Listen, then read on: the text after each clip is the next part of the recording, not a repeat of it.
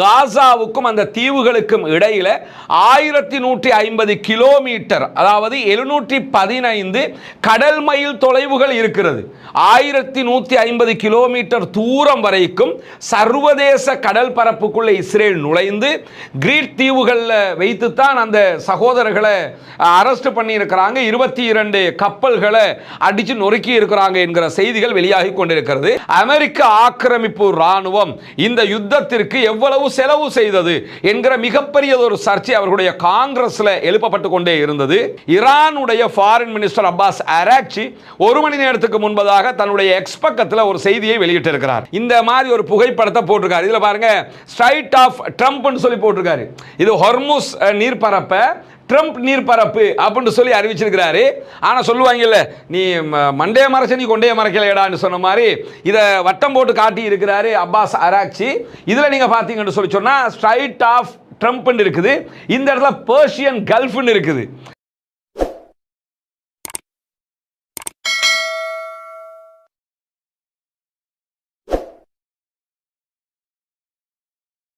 அன்பிற்கினிய சகோதர சகோதரிகளே, நம் அனைவர் மீதும் ஏக இறைவனுடைய அமைதியும் கருணையும் உண்டாகட்டுமாக என்கிற உயரிய பிரார்த்தனைகளோடு பாலஸ்தீன மீதான இஸ்ரேலிய ஆக்கிரமிப்பு ராணுவத்தினுடைய தாக்குதல்கள் 2 ஆண்டுகள் தொடர்ந்த நிலையில் தற்போது ஒரு யுத்த நிறுத்தம் ஏற்பட்டிருப்பது நமக்கெல்லாம் தெரியும். யுத்த நிறுத்தம் இன்றோடு 202வது நாட்களாக தொடரக்கூடிய இந்த சந்தர்ப்பத்திலையும் யுத்த நிறுத்தம் என்பது பெயரளவுக்கு இருந்து 202 நாட்களாகவும் பாலஸ்தீன அப்பாவிகள் முற்றுகையிடப்பட்டிருக்கிறார்கள்.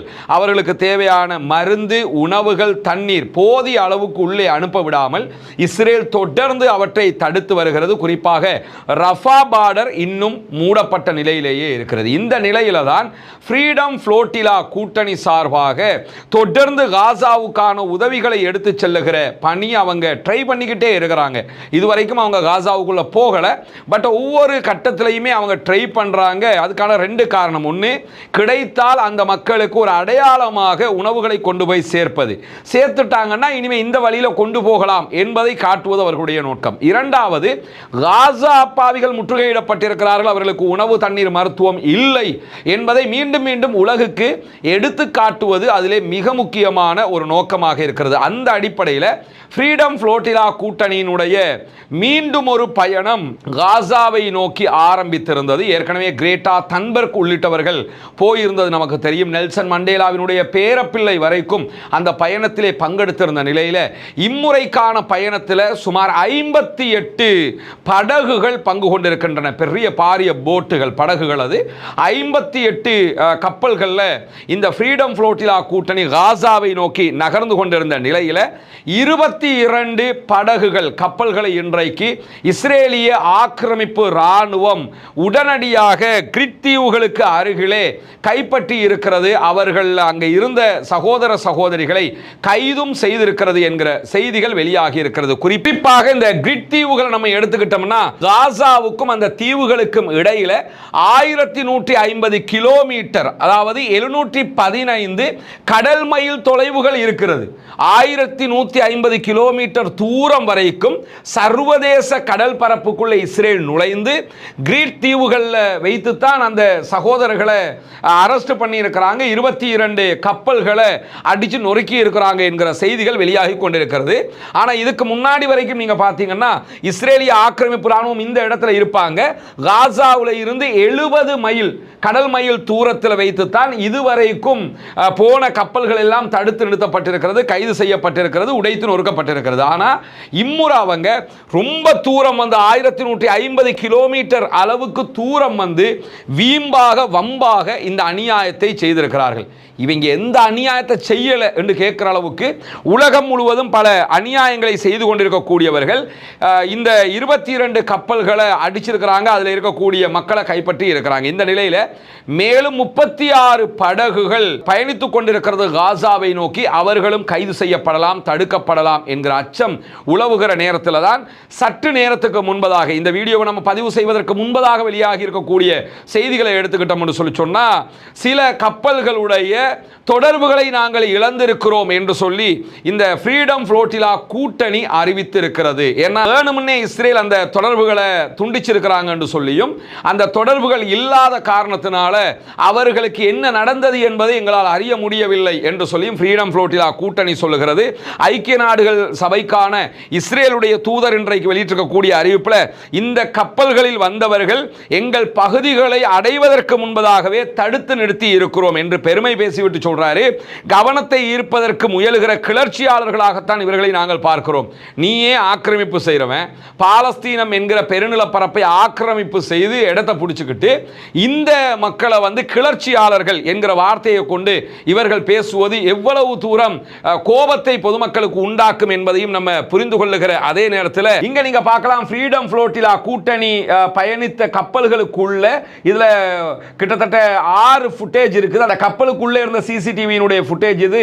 உள்ள புகுந்து இஸ்ரேலிய ஆக்கிரமிப்பு ராணுவம் அங்கிருந்த சகோதர சகோதரிகளை முட்டுக்கால அமர வைத்து கைகளை உயர்த்த வைக்கக்கூடிய காட்சிகள் எல்லாம் பதிவாயிருக்கு. அது தொடர்பான வீடியோக்களும் வெளியாகி இருக்கக்கூடிய சூழல்ல கனடாவினுடைய டொரண்டோவில் இருந்து அல் ஜசீராவோடு பேசிய ஃப்ரீடம் ஃப்ளோட்டிலா கூட்டணியினுடைய ஊடக பேச்சாளர் சஃபர் அவர்கள் பேசும்போது இந்த கடல்வழி தாக்குதல் என்பது இஸ்ரேலிடமிருந்து நூற்றுக்கணக்கான மைல்கள் தொலைவில் நடத்தப்பட்டிருக்கிறது. வளமையில் அவங்க காசாவிலிருந்து 70 கடல் மைல் தொலைவில் தான் நடத்தி இருந்தாங்க கடைசியாக. இப்ப 1150 கிலோமீட்டர் தூரத்துக்கு வேணுமென்று சர்வதேச கடற்பரப்பில் வந்து எங்களை நெருங்க கூட விடாம இந்த தாக்குதல் அவங்க நடத்தி இருக்கிறாங்க அப்படின்னு சொல்லிட்டு இதற்கு எதிராக எல்லா நாட்டு அரசாங்கங்களும் கண்டனங்களை எழுப்ப வேண்டும், இவர்களுடைய இந்த செயல்பாடுகளை நிறுத்த வேண்டும் அப்படின்னு சொல்லி அவர் கோரிக்கை விடுத்திருக்கிறது. மட்டுமல்லாம படகுல இருக்கக்கூடிய 400க்கும் மேற்பட்ட பொதுமக்களை காப்பாற்ற வேண்டும் என்கிற கோரிக்கையையும் அவர் விடுத்திருக்கிறார். 58 படகுகள், அதுல 400க்கும் மேற்பட்டவர்கள் பயணிக்கிறார்கள். இவர்கள் அத்தனை பேரும் பாதுகாப்பாக மீண்டு வருவதற்கு சர்வதேச நாடுகள் இதிலே தலையிட வேண்டும், நீங்கள் மௌனம் கலைக்க வேண்டும் என்று சொல்லியிருக்கிறார். பாலஸ்தீனத்திற்கான ஐநாவினுடைய தூதுவராக செயல்படக்கூடிய பிரான்சிஸ்கா அல்பானிஷ் அவர்கள் இது தொடர்பாக தன்னுடைய கண்டனத்தை வெளியிட்டிருக்கக்கூடிய நிலையில தான் எங்கள் பல படகுகளுடனான தொடர்புகளை நாங்கள் இழந்திருக்கிறோம் என்று சொல்லி கப்பல்ல பயணிக்கக்கூடிய பிரபல எழுத்தாளரும் சமூக செயல்பாட்டாளருமாக இருக்கக்கூடிய தாரிக் ரவுஃப் அவர்கள் அல் ஜசீராவுக்கு தெரிவித்திருக்கக்கூடிய கருத்துக்களும் வெளியாகி இருக்கிறது. இஸ்ரேலிய ஆக்கிரமிப்பு ராணுவத்தினுடைய மிக பிரம்மாண்டமான ராணுவ கப்பல்களால் நாங்கள் சூழப்பட்டோம். அதில் இருந்து சிறிய கப்பல்கள் RIB என்று சொல்லக்கூடிய சிறிய ராணுவ கப்பல்கள் வந்து எங்களுடைய படகுகளில் அவர்கள் ஏறினார்கள், எங்கள் சகோதரர்களை கைப்பற்றி இருக்கிறார்கள், எங்களுடைய சகோதரர்களுக்கு விலங்கிட்டு இருக்கிறார்கள், அரெஸ்ட் பண்ணி இருக்கிறார்கள். இப்படி பல அநியாயங்களை அவர்கள் செய்து கொண்டிருக்கக்கூடிய சூழல்ல தான் ட்ரோன்களும் எங்களை சுற்றி வளைத்துக் கொண்டிருக்கிறது. சர்வதேச சட்டத்தை மீறி இந்த காரியங்களில் அவர்கள் ஈடுபட்டு வருகிறார்கள் என்று சொல்லி அல் ஜசீராவுக்கு அவர் தகவல் சொல்லி இருப்பது மட்டுமல்லாம பல படகுகளில் தொடர்பு எங்களுக்கு கிடைக்கல, என்ன நடந்திருக்குதுங்கிறதை எங்களுக்கு புரிய முடியல அப்படின்னு சொல்லி ரவுஃப் அவர்கள் சொல்லக்கூடிய செய்தியை நம்ம பார்க்க முடிகிற அதே நேரத்தில் ஜோர்டானுடைய அம்மான்ல இருந்து செய்திகளை வழங்கக்கூடிய அல் ஜசீராவினுடைய ஜாக் பார்டர் வெளியிட்டிருக்கக்கூடிய செய்திகளும் இன்றைக்கு இது தொடர்பில் வெளியாகி இருக்கிறது. குறிப்பாக காசாவில் இருந்து இவ்வளவு தொலைதூரம் சென்று இஸ்ரேலிய ஆக்கிரமிப்பு ராணுவம் தாக்குதல்களை நடத்தி இருப்பது இது முதல் தடவையாக இருக்கிறது என்று சொல்லக்கூடியவர் இந்த கப்பல்ல வரக்கூடிய மக்களை ஆச்சரியப்படுத்துவதும் மிரட்டுவதும் அவர்களை விரட்டுவதும் தான் இஸ்ரேலுடைய குறிக்கோளாக இருக்கிறது என்று சொல்லக்கூடியவர் இந்த பயணத்தை பொறுத்தவரையில் இஸ்ரேலிய ஆக்கிரமிப்பு ராணுவம் ரொம்ப கடுமையாக நடந்து கொள்கிறது. அதனுடைய வெற்றி செய்திகளாக அவர்களுடைய நாட்டுக்கு இந்த தகவல்களை எல்லாம் அவங்க கொடுத்துக்கிட்டு இருக்கிறாங்க. எனவே சர்வதேச நாடுகள் இதிலே தலையிட வேண்டும் என்கிற கோரிக்கைகள் தற்போது வலுத்து வரக்கூடிய நிலையை நம்ம பார்க்க முடியும். எனவே ஃப்ரீடம் ஃப்ளோட்டிலா கூட்டணி மீண்டும் காசா அப்பாவிகளுக்காக பயணித்திருக்கிறது. 400க்கும் மேற்பட்ட சகோதரர்கள் சர்வதேச நாடுகளில் இருந்து பயணித்திருக்கிறார்கள். இப்படி பயணித்திருக்கக்கூடிய சகோதரர்கள் அத்தனை பேரையும் அல்லாஹு தஆலா பாதுகாக்க வேண்டும் என்று நாம் அல்லாஹ்விடத்தில் பிரார்த்தனை செய்ய வேண்டும். கண்டிப்பாக இதே நேரம் காசா மக்கள் உண்ண உணவில்லாமல், உடுப்பதற்கு ஆடைகள் இல்லாமல், எடுப்பதற்கு மருந்துகள் இல்லாமல், தங்குவதற்கு இடங்கள் இல்லாமல் தவித்துக் கொண்டிருக்கிறார்கள் என்கிற செய்திகளை உலகத்திற்கு சொல்வதுதான் ஃப்ரீடம் ஃப்ளோட்டிலாவினுடைய மிக முக்கியமான பணி என்பதையும் நாம் புரிந்து கொள்ள வேண்டும். அல்லாஹு தஆலா அவர்களுக்கு வெற்றியை கொடுக்க வேண்டும் என்கிற உயரிய பிரார்த்தனைகளோடு காசாவுக்கு அடுத்ததாக இஸ்ரேலிய ஆக்கிரமிப்பு ராணுவமும் அமெரிக்க ஆக்கிரமிப்பு ராணுவமும் இணைந்து ஈரான் மீதான ஒரு தாக்குதலை நடத்தியது நமக்கெல்லாம் தெரியும். 40 நாட்கள் நீடித்த இந்த யுத்தம் தற்போது ஒரு யுத்த நிறுத்தம் என்று அறிவிக்கப்பட்டிருக்கிறது. ஆனால் எதுவரைக்கும் இந்த யுத்த நிறுத்தம், அதனுடைய அடுத்த கட்டம் என்ன என்கிற கேள்விகளுக்கெல்லாம் பதில் இல்லாமல் இருக்கிறது. ஏன்னா ஈரான் மிக தெளிவாக தங்களுடைய ஸ்டாண்டில் நிற்கிறாங்க. இஸ்ரேல் அமெரிக்கா இணைந்து எப்படியாவது ஈரானை பல விஷயங்களில் விட்டு கொடுப்பு செய்து சரண்டர் பண்ணணும்னு நினைக்கிறாங்க. யுத்தத்திலே சரண்டர் ஆகாதவன் இந்த பேச்சுவார்த்தையில் சரண்டர் ஆக மாட்டோம் என்பதில் உறுதியாக இருக்கிறார்கள். இந்த நிலையில தான் அமெரிக்க ஆக்கிரமிப்பு ராணுவம் இந்த யுத்தத்திற்கு எவ்வளவு செலவு செய்தது என்கிற மிகப்பெரிய ஒரு சர்ச்சை அவர்களுடைய காங்கிரஸ்ல எழுப்பப்பட்டு கொண்டே இருந்தது. அமெரிக்க பாராளுமன்ற உறுப்பினர்கள் குழுமி இருந்த கேபிட்டல் ஹில்லுக்கு வந்த அமெரிக்காவினுடைய பாதுகாப்பு தொடர்பான அதிகாரியாக இருக்கக்கூடிய பீட் ஹெக்ஸட் இந்த யுத்தத்தில் அமெரிக்காவுக்கு எவ்வளவு செலவாகியது என்கிற ஒரு அறிக்கையை தாக்கல் செஞ்சாரு. அந்த தாக்கல் செஞ்சதுக்கு பிறகு சபையே அல்லோல கல்லோல பட்டுடுச்சு. அதற்கு பிறகு ரொம்ப புலம்பி இன்னைக்கு பீட் ஹெக்ஸட் பேசிய காட்சிகள் எல்லாம் கூட வெளியாகி இருக்கிறது. குறிப்பாக அமெரிக்காவினுடைய ராணுவத்திற்கு இந்த யுத்தத்தில் எவ்வளவு செலவு என்று சொல்லும் போது அவர் சபையில் என்ன சொன்னார் என்று சொன்னா 25 பில்லியன் அமெரிக்க டாலர்கள் செலவாகி இருக்கிறது. ஒரு பில்லியனுங்கிறது 100 கோடி. 100 கோடினா ருபீஸ் கிடையாது, யுஎஸ் டாலர்லயே புரிஞ்சுக்கிறங்க. 1 கோடியை 313 பெருக்கி அதுல 100 கோடியை 313 பெருக்கினா எவ்வளவு வருமோ அவ்வளவு தொகை ஒரு பில்லியனுங்கிறது. இந்த யுத்தத்தில் 25 பில்லியன் தான் செலவாகியது என்று சொல்லி அமெரிக்காவுடைய பாதுகாப்புத்துறை அதிகாரி அமெரிக்க நாடாளுமன்ற உறுப்பினர்களுக்கு சொல்ல வந்தாரு.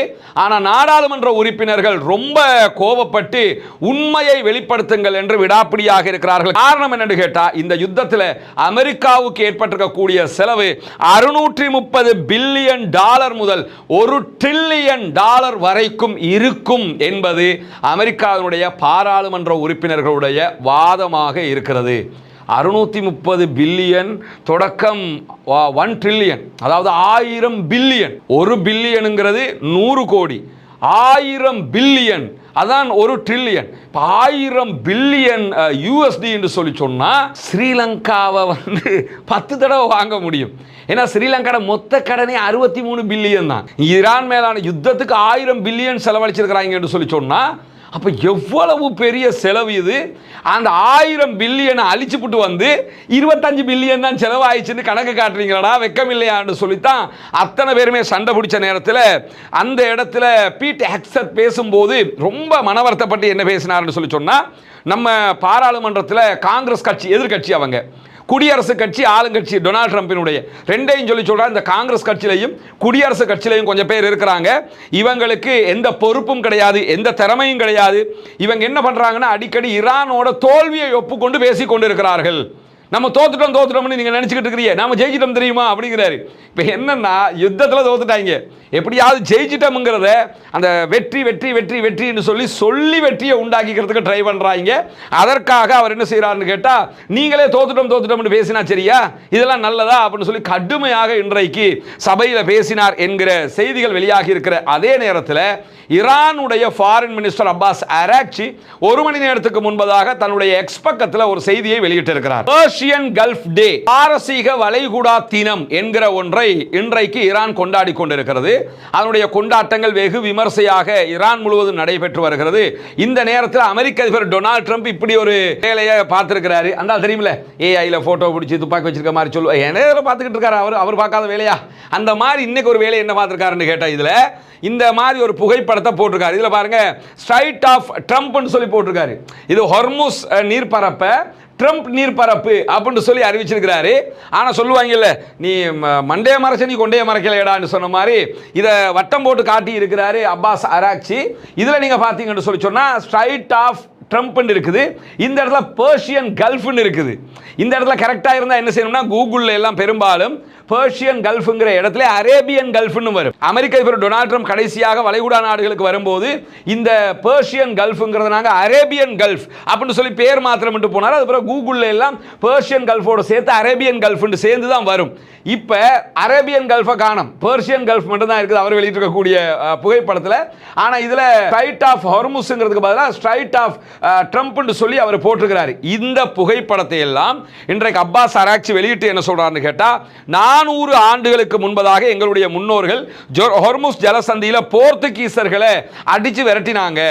அந்த டேட்டை தான் நாங்கள் கொண்டாடிக்கிட்டு இருக்கோம். 400 வருஷமாக நாங்கள் கொண்டாடுறோம் போர்த்துகீசர்களை அடித்து விரட்டினது. ஆனால் அமெரிக்க அதிபர் டொனால்ட் ட்ரம்பை பொறுத்தவரையில் என்ன பண்ணுறாருன்னு கேட்டால் பாரசீக வளைகுடா என்கிற சரியான சொல்லை பயன்படுத்துகிறார். ஆனால் ஹொர்முஸ் என்கிற இடத்திற்கு பதிலாக வேறு ஒரு பெயரை பயன்படுத்திக்கிட்டு இருக்கிறார். இது அமெரிக்காவினுடைய அதிபருக்கு பென்டகன் கொடுத்திருக்கக்கூடிய போலி பெயர். இது நீங்கள் எப்படி பயன்படுத்துங்க? இவர் இந்த இடத்துக்கு ஸ்ட்ரைட் ஆஃப் ட்ரம்ப்னு சொல்லி சொன்னதுனால அது நடந்துமா? நீயே யுத்தத்தில் தோத்து போயிருக்கிற தோல்வி உற்றவன் ஒருத்தன் இதை பற்றி பேசலாமா என்பதை கிண்டலாக அவர் சொல்லியிருக்கிறார். ஈரானுடைய ஷியா மக்களுடைய ஆன்மீக தலைவராக இருக்கக்கூடிய ஆயத்துல்லா அலி முஜ்தபா அவர்கள் இன்றைக்கு தன்னுடைய அறிக்கையை வெளியிட்டிருக்கிறார். அந்த அறிக்கையில் அமெரிக்காவினுடைய வெட்கக்கேடான தோல்விக்கு மத்தியில் ஹொர்முஸ் ஜலசந்தியில் ஒரு புதிய அத்தியாயம் பிறக்கிறது அப்படின்னு சொல்லி அவர் சொல்றாரு. அமெரிக்காவினுடைய தோல்வியை மிக வெட்கக்கேடான தோல்வி அப்படின்னு சொல்லி அவர் அறிவிச்சிருக்கக்கூடிய நிலையில தான் உச்ச தலைவராக நியமிக்கப்பட்டதிலிருந்து ஆயத்துல்லா அலி முஜ்தபா அவங்க பப்ளிக்ல வரல. அவர் வெளியில் வீடியோவில் காட்சி தரவும் இல்லை, புகைப்படமாக காட்சி தரவும் இல்லை, ஒரு வாய்ஸ் ரெக்கார்டிங்காக கூட அவருடைய அறிக்கைகள் வரல. எல்லாமே எழுத்தில் தான் வந்திருக்குது. எழுத்தில் வரும்போது என்ன பண்ணுறாங்கன்னு கேட்டால் அதை தொலைக்காட்சிகள் ஒளிபரப்பும். இன்னைக்கு ஆயத்துல்லா அலி முஜ்தபா அவர்கள் இப்படி அறிவித்திருக்கிறார்னு சொல்லி அறிவிப்பாங்க. இதை பல ஊடகங்களும் என்ன சொல்கிறாங்கன்னு கேட்டால், குறிப்பாக அமெரிக்க சார்பான ஊடகங்களும் அமெரிக்க அதிகாரிகளும் முஜ்தபா கடுமையாக தாக்குதலுக்குள்ளாகி இருக்கிறாரு அப்படிங்கிறாங்க. ஆரம்பத்தில் அவர் மாஸ்கோவில் ரஷ்யாவில் போய் ட்ரீட்மெண்ட்டுக்கு போயிட்டாருன்னு சொன்னாங்க. இது எல்லாமே ரஷ்யாவும் மறுத்துட்டாங்க, ஈரானும் மறுத்துட்டாங்க. அவர் பாதுகாப்பாக இருக்கிறார். கடந்த காலங்களில் எங்களுடைய பல தலைவர்கள் கொல்லப்பட்டிருக்கிறதுனால அவருக்கு மீண்டும் அந்த நிலை வந்துடக்கூடாது என்று சொல்லி நாங்கள் அவரை ரொம்ப பாதுகாப்பாக வைத்துக் கொண்டிருக்கிறோம் என்று அதற்குரிய ஒரு நியாயத்தை ஈரான் சொல்லிக் கொண்டிருக்கக்கூடிய சூழலில் தான் இன்றைக்கு ஆயத்துல்லா அலி முஜ்தபா அவர்களுடைய அறிக்கை வெளியாகி இருக்கிறது. அறிக்கையை பொறுத்தவரையில் அவர் அதில் இவ்வளவு நாட்களாக ஈரான் எதை செய்து கொண்டிருக்கிறதோ அதையே மீண்டும் நியாயப்படுத்தி மிக தெளிவாக பேசியிருக்கிறார். வளைகுடா ஒத்துழைப்பு கவுன்சில் நாடுகள் அமெரிக்காவில் இருந்து தங்களை விலக்கிக் கொள்ள வேண்டும். குறிப்பாக கல்ஃபில் இருக்கக்கூடிய நாடுகள் அமெரிக்காவுடைய படைத்தளங்களை வைக்கக்கூடாது, அங்கிருந்து அனுப்பிடுங்க. அமெரிக்காவில் படைத்தளம் இருக்கிற காலம் எல்லாம் எங்களுக்கும் அமெரிக்காவுக்கும் சண்டை வந்தால் நாங்கள் அங்கே தான் அடிப்போம். எனவே அங்கிருந்து படைத்தளங்களை நீங்கள் அனுப்பிவிட வேண்டும். இதுதான் ஈரானுடைய தாக்குதலுக்கான நியாயமும் கூட அப்படின்னு சொல்லி இன்றைக்கு முஜ்தபா அவர்கள் வெளியிட்டிருக்கக்கூடிய அறிவிப்பில் சொல்றது மட்டுமல்லாமல் ஹொர்முஸ் நீர்நிலை மீதான ஈரானுடைய உரிமையும் இறையாண்மையையும் மீண்டும் அவர் வலியுறுத்தி இருக்கிறார். ஹொர்முஸ் எங்களுக்கு தான், அதில் யாருமே கை வைக்க விட மாட்டோம், நாங்கள் நினச்சதை தான் அங்கே பண்ணுவோம். நீங்கள் எப்படி மற்ற இடங்களில் பனாமாக்காரன் எப்படி பண்ணுவானோ, அல்லது ஈஜிப்ட் எப்படி தங்களுடைய வளைகுடா பகுதிகள் அந்த வேலைகளை பண்ணுவாங்களோ, இதே மாதிரி நாங்கள் என்ன பண்ணுவோம்னு கேட்டால் ஹொர்முஸில் எங்கள் முடிவை தான் நாங்கள் எடுப்போம்னு சொல்லிட்டு அதனுடைய நிர்வாக கண்காணிப்பு முழுவதுமாக ஈரான் கையில் தான் இருக்கும். தற்போதைய பேச்சுவார்த்தைகளில் ஈரானுக்கு மிகப்பெரிய சாதகம் கிடைக்கும், எங்களுக்கு தான் பேச்சுவார்த்தையில் வெற்றி கிடைக்கும் அப்படின்னு சொல்லி இன்றைக்கு ஆயத்துல்லா அலி முஜ்தபா அவர்களுடைய அறிக்கையில் சொல்லப்படுறது மட்டுமல்லாமல் மிக தெளிவாக ஒரு செய்தியை சொல்லியிருக்கிறாரு. அணுசக்தி அதே போன்று ஈரானுடைய ஏவுகணை திறன்களை ஈரான் பாதுகாக்கும். ஏவுகணை திறன்களை குறைக்கவும் மாட்டோம், தயாரிக்கிறதை நிறுத்தவும் மாட்டோம். அணுசக்திக்கான எங்களுடைய முயற்சி யுரேனியத்தை செறிவூட்டுவதை நிறுத்தவும் மாட்டோம். யுரேனியத்தை 0%க்கு செறிவூட்டுறதை குறைக்கணும் என்கிற அமெரிக்காவுடைய கோரிக்கையை ஏற்றுக்கொள்ள மாட்டோம் என்று சொல்லிட்டு ட்ரம்பினுடைய இந்த விதமான எந்த கோரிக்கையும் பரிசீலனைக்கு கூட எடுக்க மாட்டோம் என்று சொல்லி மிக தெளிவாக சொல்லக்கூடிய ஈரானுடைய ஆன்மீக தலைவர் முஜ்தபா அவங்க என்ன சொல்றாங்கன்னா, ஈரான் தன்னுடைய திறன்களை கடுமையாக பாதுகாக்கும். ஈரானியர்கள் நாட்டினுடைய அணுசக்தி அதே போன்று ஏவுகணை திறன்களை தங்களுடைய தேசிய மூலதனமாக கருதுகிறார்கள் அப்படின்னு சொல்லக்கூடியவர். நீர், நிலம், வான்பரப்பு எல்லைகளை எப்படி நாங்கள் பாதுகாக்கிறோமோ அதுபோன்று ஈரானுடைய அணுசக்தி திட்டங்களையும் ஈரானுடைய ஏவுகணை பலத்தையும் நாங்கள் பாதுகாப்போம், அதை விட்டு கொடுக்கவே மாட்டோம் என்று சொல்லி என்ன பண்றாருன்னா திட்டவட்டமாக தன்னுடைய அறிவிப்பில் முஜ்தபா அவர்கள் சொல்லியிருக்கக்கூடிய காட்சிகளை நம்ம பார்க்க முடியும். எனவே இன்றைக்கு வெளியாக இருக்கக்கூடிய முக்கியமான செய்திகளாக இதை நாம் பார்க்க முடிகிறது. ஈரானுக்கும் அமெரிக்காவுக்கும் இடையிலான பேச்சுவார்த்தைகளுக்கான எந்த ஒரு சமிக்ஞைகளும் வெளிப்படையாக வெளிவராத சூழல்ல ஈரான் ஹொர்முஸை மூடியே வைத்துக் கொண்டிருக்கிறார்கள். எண்ணெய் ஏற்றுமதி இறக்குமதி மொத்தமாக தடை செய்யப்பட்டிருக்கக்கூடிய சூழலை நம்ம பார்க்க முடியும். பொறுத்திருந்து பார்க்கலாம் என்னவெல்லாம் நடக்கிறது என்பதை. பாலஸ்தீனம் வெற்றி பெற வேண்டும், பாலஸ்தீனம் சுதந்திரம் அடைய வேண்டும். அதே போன்று மத்திய கிழக்கு மீதான அமெரிக்க இஸ்ரேலிய ஆக்கிரமிப்புகள் நிறுத்தப்பட வேண்டும். காசா, லெபனான், ஈரான் உள்ளிட்ட பகுதிகள் அப்பாவிகள் மீதான ஆக்கிரமிப்பு தாக்குதல்கள் நிறுத்தப்பட்டு அந்த பகுதிகள் உட்பட உலகின் பல பகுதிகளிலும் அனைத்து பகுதிகளிலும் அமைதி திரும்ப வேண்டும் என்கிற உயரிய பிரார்த்தனைகளோடு ஆக்கிரமிப்பாளர்களுக்கு எதிராக தொடர்ந்தும் ஜனநாயக ரீதியாக குரல் எழுப்புவோமாக. வாஹ் தஅவானா அல்ஹம்துலில்லாஹி ரப்பில் ஆலமீன்.